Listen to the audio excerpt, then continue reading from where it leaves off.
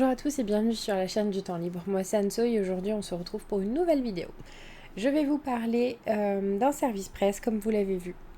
Et oui, et cette fois-ci je vais vous parler de Pétales d'amour et de bonté de Alicia Alvarez qui est publié aux éditions Naughty Ship. Encore une fois c'est un service presse simplement pro. Oui, vous connaissez, je vous en parle régulièrement mais franchement le site est super. Si vous aimez découvrir de nouveaux auteurs, de petits auteurs qui sont pas très connus, que vous n'avez pas besoin d'un livre papier pour étoffer votre collection qui est déjà remplie, le format numérique est génial, moi j'adore. C'est vrai que des fois ça fait plaisir de recevoir un objet livre, mais bon, concrètement, il n'y a plus de place, donc les numériques c'est très bien aussi. Je vous conseille le site parce qu'on fait de super découvertes. Alors c'est vrai que des fois, il y en a des moins bonnes, on va pas se le cacher, ça arrive partout. Mais sur tous les services presse que j'ai fait et que je vous ai présenté à chaque fois ici, il faut le savoir que j'en ai pas fait avant. Il y a avec une seule personne où vraiment, voilà. Mais du coup, si le principe du site vous intéresse, n'hésitez pas parce que franchement, on fait de superbes découvertes. Jusque-là, j'ai rarement été déçue par les livres. C'est arrivé parce qu'au final, j'aurais peut-être dû réfléchir un peu plus avant de les accepter. Je me tâtonnais, je savais pas trop si ça allait être mon genre, si ça allait me plaire. Au final, non, mais ça arrive. De toute façon, un livre ne peut pas plaire à tout le monde, c'est impossible. Même quand on en entend partout parler, il y a quand même des gens qui n'aiment pas. Alors, c'est un petit livre qui fait 125 pages. Je viens de regarder sur l'ordinateur. Oui, oui, oui. Oui, oui, oui. Il faut savoir que c'est très jeunesse. C'est vraiment très jeunesse. Ça passe quand vous le savez. Je le voyais jeunesse, mais peut-être pas à ce point-là. Quoique, c'est assez équilibré. Dans le sens où on va suivre Nina, qui est une petite fille qui a 10 ans. Comment vous dire que cette année, j'en ai 20 de plus. Il y a un léger décalage. Elle n'est pas désagréable à suivre parce que c'est une petite fille qui découvre la vie. C'est une enfant, elle découvre la vie, donc il n'y a pas de souci. Mais ce qui m'a dérangée, dans un sens, c'est la manière de parler. Mais c'est logique parce qu'elle a 10 ans. Elle fait pas forcément des phrases très élaborées. Ça peut être des phrases qui sont tournées un peu bizarrement, mais c'est normal. Mais sur le coup, j'ai plus cette habitude parce qu'au final, quand je lis du jeunesse, ils ont au minimum en 13 et 15 ans. Après, oui, on va dire que le jeunesse, ça passe jusqu'à 17 si vous voulez, 18, peu importe. Mais bon, ils ont minimum 13 ans, donc il y a quand même 3 ans de différence et ça se sent beaucoup dans la façon de parler. Alors l'autrice, elle a très bien fait son taf parce qu'elle a respecté sa façon de parler. Et c'est vrai que quand on lit un livre avec un personnage de 10 ans qui vous sort des phrases dignes de Baudelaire, ça ne passe pas, c'est pas possible. C'est pas possible.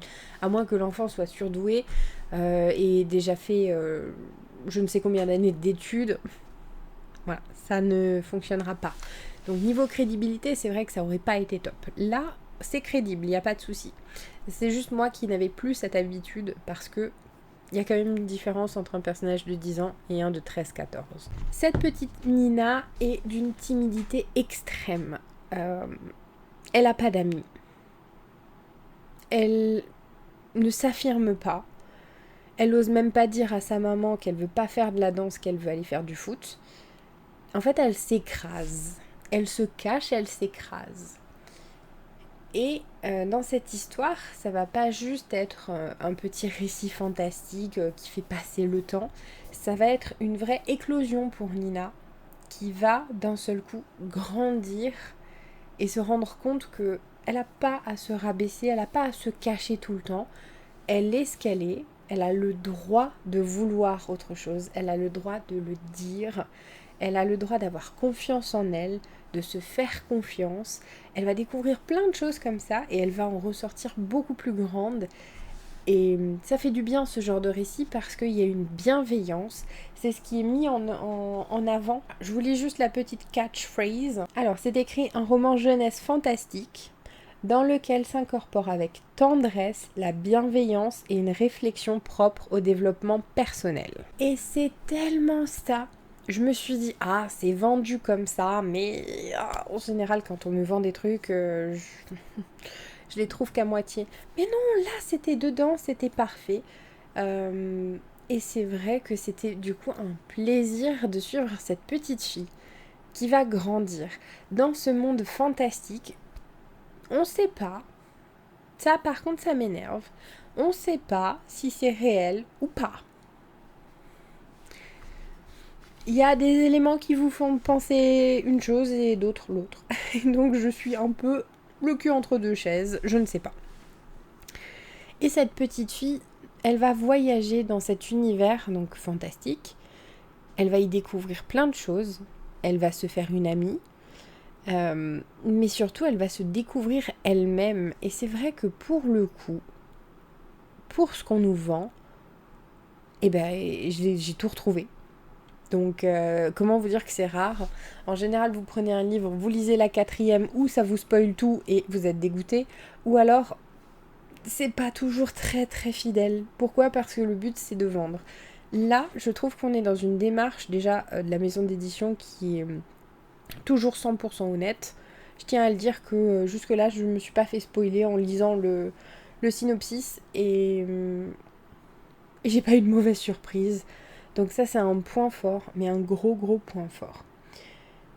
Et là, ça m'a vraiment fait du bien, surtout pour une maison d'édition qui, d'habitude, est plus dans le fantastique. Il y en a, oui, certes, mais aussi des fois dans le sombre et des fois dans l'humour. Et voilà. Et là, du coup, je trouvais que c'était un petit ovni de leur maison d'édition, mais très très appréciable. Alors oui, ça va pas marcher avec tout le monde, parce que quand on est bien plus âgé, c'est pas toujours facile de s'identifier à un personnage qui est si jeune. C'est pas toujours facile d'accrocher à sa façon de parler, à sa façon de penser, mais là il y a quand même une maturité. Et franchement, j'ai trouvé que le job, il était bien fait. Donc bravo Alicia Alvarez, moi j'ai passé un super moment. Voilà. c'est bête, ça paye pas de mine. Et c'est vrai que si on me l'avait pas proposé, je me serais pas forcément dirigée vers ce livre. C'est pour ça aussi que je vous disais que si ça vous intéresse de faire de découvertes comme ça, de bonnes découvertes en général, inscrivez-vous sur le site. Je ne suis pas en partenariat avec, loin de là. Mais vraiment, je le conseille parce qu'il est vachement bien fait déjà. Il n'est pas trop compliqué à prendre en main. Il y a un calendrier, vous avez une manière claire de ranger entre guillemets les services presse, ceux que vous avez lus, ceux que vous devez traiter, ceux que vous n'avez pas encore touchés, ceux qui sont finis, voilà, c'est classé d'une façon très facile mais très organisée malgré tout. Il y a énormément de services presse différents à découvrir dessus. Je suis pas du genre à aller quémander, concrètement, je supporte pas ça. Et là c'est vrai que je n'ai fait aucune demande personnelle. Je crois que j'ai jamais vraiment pris en plus le temps de fouiller la catégorie service presse. C'est pour vous dire, c'est tout le temps les autres qui sont venus à moi.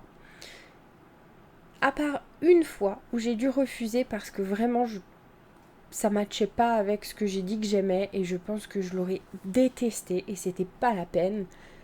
Il y a toujours un respect vis-à-vis de ce que moi j'aime lire. Je ne sais pas si c'est le cas pour tout le monde, mais je vous en parle pour moi en tout cas. Et ça, c'est vraiment appréciable aussi. Voilà.